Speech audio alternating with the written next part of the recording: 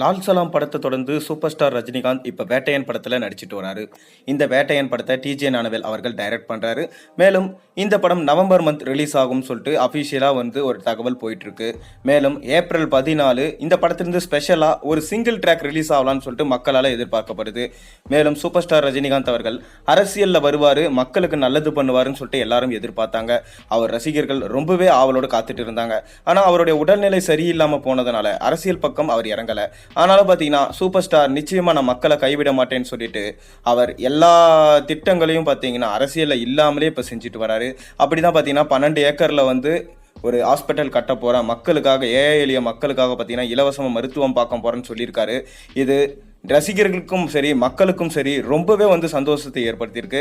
என்னடா ரஜினிகாந்த் தமிழ்நாட்டில் நடித்தார், அதனால் பார்த்தீங்கன்னா தமிழக மக்களுக்கு எதுவுமே செய்யலை, கர்நாடகாவில் தான் பார்த்தீங்கன்னா எல்லாத்தையும் பண்ணிட்டு இருக்காரு, அவருக்காக மட்டும்தான் பண்ணியிருக்காருன்னு சொல்லிட்டு எல்லா பக்கமும் அவர் மேலே குற்றச்சாட்டு வைக்கப்பட்டுச்சு. ஆனாலும் மக்களுக்காக இப்போ எல்லா தொண்டுகளையும் பண்ணுறது வெளிப்படையாக எல்லாரும் பார்த்துட்டு தான் இருக்காங்க. இப்போது ரஜினி இந்த மாதிரி பண்ணுறது பார்த்தீங்கன்னா அவருடைய ரசிகர்களுக்கு மட்டும் இல்லை, மக்களுக்கு ரொம்பவே பெருமையை சேர்த்துருக்கு. ரஜினியை எந்த அளவுக்கு விமர்சனம் பண்ண முடியுமோ அந்த அளவுக்கு எல்லாராலும் விமர்சனம் வைக்கப்பட்டுச்சு. ஆனால் அந்த விமர்சனங்கள்லாம் உடைச்சி எறிஞ்சு இப்போ திருப்பியும் மக்களுக்காக தொண்டு செஞ்சுட்டு இருக்காரு நம்ம சூப்பர் ஸ்டார் ரஜினிகாந்த். அப்படிதான் பார்த்தீங்கன்னா ஒரு தரமான சம்பவத்தை செய்ய போறாரு சூப்பர் ஸ்டார் ரஜினிகாந்த். அதாவது ஏழை எளிய மக்கள் அவங்களுடைய பிள்ளைகளை படிக்க முடியாமல் போயிடுது. அதனால அவரோட பிள்ளைங்களை படிக்க வைக்கணுன்றதுக்காக ஒரு புதுசாக ஒரு ஸ்கூல் கட்டலாம் அப்படின்னு சொல்லிட்டு ரஜினிகாந்த் முடிவு பண்ணதா ஒரு அரசர் புற தகவல் போயிட்டு இருக்கு.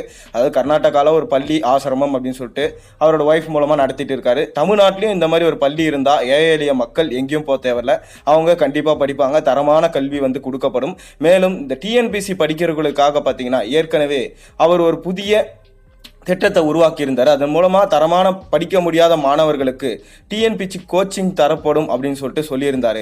அதோட திட்டத்தை பார்த்தீங்கன்னா இப்போ விரிவாக பண்ண போகிறாராம். ஏன்னா டிஎன்பிசி அதன் மூலம் மாணவர்கள் செலக்ட் ஆகி போனாங்கன்னா நிறைய பேர் எதிர்காலம் நிச்சயமாக பிரகாசமாக இருக்கும், அதன் மூலமாக நிறைய மக்களுக்கு ஹெல்ப் பண்ணுவாங்கன்னு சொல்லிட்டு ரஜினிகாந்த் அவர்கள் முடிவு பண்ணியிருக்காரு.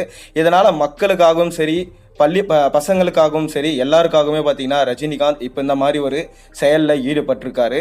ரஜினிகாந்த் இந்த மாதிரி சமூக சேவை செயலில் ஈடுபடுறது நீங்கள் எந்த மாதிரி இருக்குன்னு சொல்லிட்டு உங்களோட கருத்துக்களை மறக்காமல் கீழே கமெண்ட்டில் சொல்லுங்கள். மேலும் சேனலில் போகிற வீடியோஸ் மறக்காமல் சப்ஸ்கிரைப் பண்ணுங்கள், லைக் பண்ணுங்கள், பெல் ஐக்கனை ப்ரெஸ் பண்ணுங்கள். அப்போ தான் நான் போகிற வீடியோஸ் நோட்டிஃபிகேஷனாக உங்களுக்கு சேரும்.